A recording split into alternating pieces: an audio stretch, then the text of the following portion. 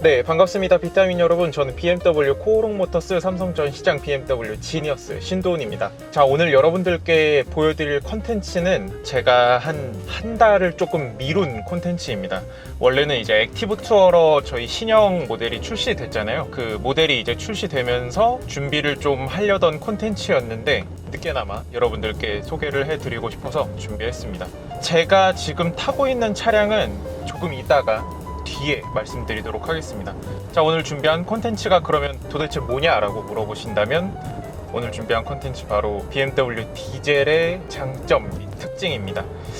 디젤 콘텐츠를 준비하면서 사실 걱정을 좀 많이 했습니다. 아무래도 솔직히 말씀드리자면 디젤을 찾는 분들은 예전보다는 많이 줄어든 것이 사실입니다. 예전에 저희 이제 F30이나 F10 모델 나왔을 때를 생각하면은 그때에 비하면 훨씬 많이 줄어든 게 사실이기는 하지만 그래도 디젤을 찾으시는 분들이 꽤 많이 있으시고 디젤 차량을 이제 망설이시는 분들도 간혹가다 계시기 때문에 그러면은 디젤을 좀 설명을 드리는 콘텐츠를 제작을 해봐야겠다 생각이 돼가지고 찍게 되었습니다. 일단 지금 BMW에서 판매하고 있는 디젤 차량 적지가 않습니다. 20D 모델을 시작으로 액티브 투어러가 이제 18D 엔진을 장착을 하고 있고 그 다음에 이제 X5나 X6 혹은 X7으로 가면은 30D 엔진이 장착된 모델도 있고요. 다양한 지금 디젤 엔진 라인업이 갖춰져 있는데 5 시리즈 가면 이제 523D 모델이 있죠. 5 시리즈 이상으로 위의 모델로 가면은 마일드 하이브리드 시스템이 적용이 됩니다. 일단 마일드 하이브리드 시스템을 가장 먼저 설명드리는 이유는 디젤 엔진만 장착된 차량은 이제 거의 안 나온다고 보시면 됩니다. 마일드 하이브리드가 뭐냐면은 이제 트렁크나 혹은 엔진 미션 부분에 48V 좀 대용량의 배터리가 장착이 돼서 엔진의 출력에 이제 도움을 많이 주는 그런 모습이라고 보시면 될 것 같은데요. 기본적으로 11마력이 추가가 됩니다. 그럼 이제 11마력이 추가가 된다고 하면은 기존 엔진에 있었던 마력에 플러스가 되는 거냐? 반은 맞고 반은 틀립니다. 아무래도 이제 이 11마력이라는 거는 뭐냐면은 이렇게 제가 정차 상태에서 출발을 할 때 혹은 엔진 시동을 딱 걸 때 굉장히 많은 배터리 양이 소모된다고 보시면 되는데 그때 출력 부분에 있어서 시동 거는 부분에 있어서 도움을 많이 준다 이렇게 보시면 될 것 같습니다. 일단 마일드 하이브리드 시스템이 적용이 됐기 때문에 아무래도 연비적인 측면에서 굉장히 효율성이 있고 또 연비적인 측면이 좋다 보니 아무래도 이제 장거리 시승이 많은 고객님들이나 혹은 이제 영업을 주로 하시는 분들께서 많이 찾고 계시는 중입니다. 또 이제 얼마 전에는 BMW 온라인샵 한정 모델로 40D 엔진도 이제 출시가 됐었는데 X5랑 X6 40D 엔진 정말 좋습니다. 이제 40D 엔진이다 보니까 우리가 흔히 아는 뭐 523D, 뭐 30D 엔진보다 훨씬 더 높은 출력을 갖고 있으면서 출력적인 부분, 토크적인 부분에서도 전혀 손색이 없는, 부족함이 없는 그런 퍼포먼스를 보여준다고 보시면 될 것 같습니다. 토크 값을 좀 설명을 드려볼까 합니다. 토크는 이제 가장 쉽게 좀 설명을 드리자면은 해당 RPM 내에서 얼마나 최대치의 힘을 낼 수 있느냐 라고 보시면 될 것 같습니다.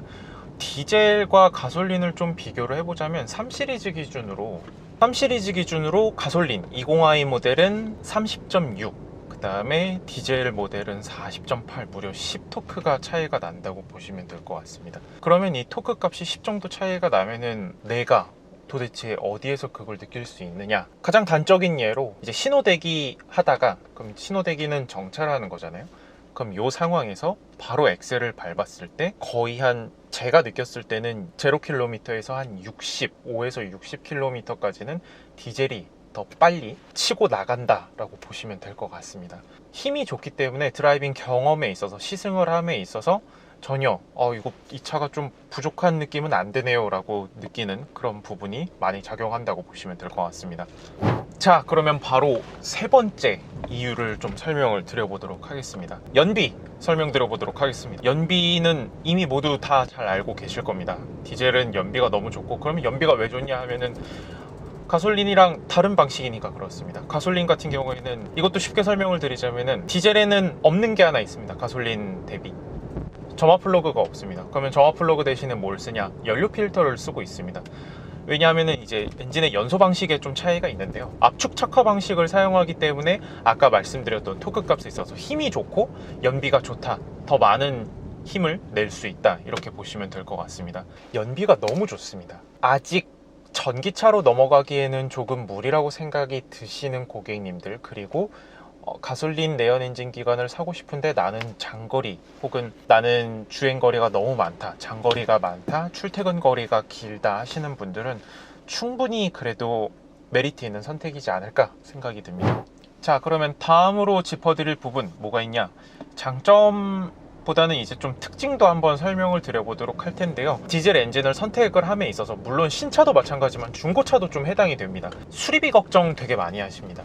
아무래도 이제 일반 가솔린 내연 엔진 기가보다 조금 더 부품이 많이 들어가는 부분이 있다 보니까 뭐 SCR이라든지 DPF라든지 등등등등 그런 부분에 있어서 수리가 많이 들지 않나요? 라고 질문을 주셨는데, 수리비가 많이 든다 안 든다를 일단 조금 뒤에 생각해보고 어떻게 관리를 하느냐, 그 부분을 좀 설명을 드려보도록 하겠습니다.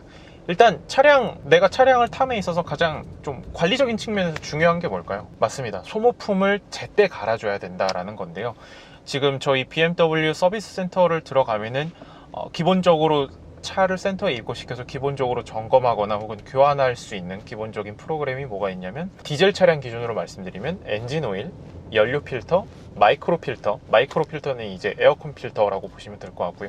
가장 중요한 거, 차량 내부에서 요 아이드라이브 센터 패시아에서 확인할 수 있는 부분이겠지만 엔진 오일을 제때 갈아주는 게 무엇보다도 중요합니다. 뭐 설정을 들어가신다거나 혹은 차량 상태 쪽 들어가셔가지고 바로 뜹니다. 뭐 타이압, 공기압 상황이라든지 엔진 오일량이라든지 체크 컨트롤 메시지가 뭐가 떴는지 볼 수 있는데, 엔진 오일량이 바로 떴다는 요거 자체는 이제 차량에서 가장 중요한 부분을 담당하고 있기 때문에 그렇습니다.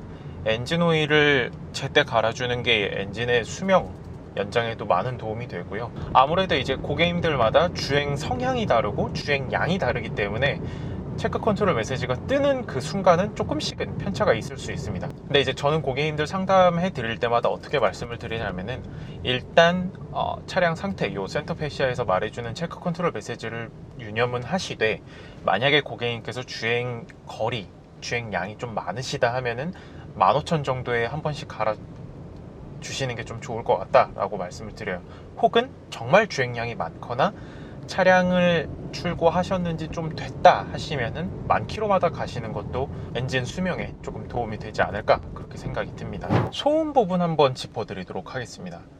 일단 제가 지금 타고 있는 차량, 아까 320D라고 말씀드렸죠. G바디로 넘어온 320D인데 페이스리프트 차량은 아닙니다. 일반 이제 그 이전에 저희 시승차로 들어온 차량인데, 지금 제가 마이크 감도를 조금 높여놨는데도 불구하고 어떻게 잘 들리실지 모르겠습니다. 소음이 F바디에서 G바디로 넘어오면서 엄청나게 향상이 됐습니다. 소음을 잡아주는 이 기술 자체가 정말 좋아졌고, 실내에서 이제 정차시나 주행을 할 때 크게 거슬리지 않습니다. 물론 가솔린 내연 엔진 기가보다는 조금은 진동과 소음이 있기는 하지만 소음을 많이 잡았구나, 소음적인 측면이 그렇게 크게 거슬리지 않는구나 라고 생각이 들 정도로 많이 진보가 되었습니다. 그래서 혹시 기회가 되신다면은 디젤이랑 가솔린 부분 이렇게 두 가지 트림으로 고민을 하시는 분들이 계시다면은 지점으로 오셔서 꼭 한번 비교 시승해 보시면 좋을 것 같습니다. 저희 시승은 제가 늘 말씀드리죠. 어떻게 하시냐면은 저희 네이버 검색창에다가 BMW 코오롱 모터스 삼성전시장 검색하면